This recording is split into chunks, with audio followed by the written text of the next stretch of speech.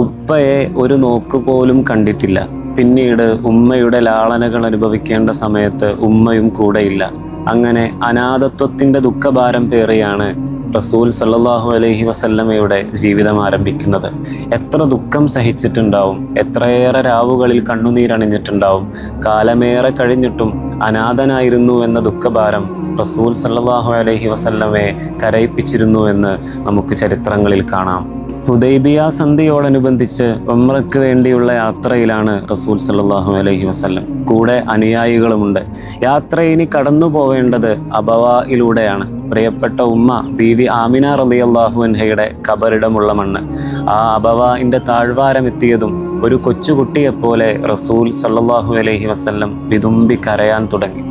6-ാം വയസ്സിൽ തന്നെ പിരിഞ്ഞുപോയ പ്രിയപ്പെട്ട ഉമ്മയെ 59-ാം വയസ്സിൽ ഓർത്ത് കരയുന്ന അജയ്യനായ നേതാവിൻ്റെ നിർമ്മലമായ രംഗം കണ്ടു നിൽക്കാനാവാതെ അനുയായികളുടെ കണ്ണുകളും നിറയുന്നു.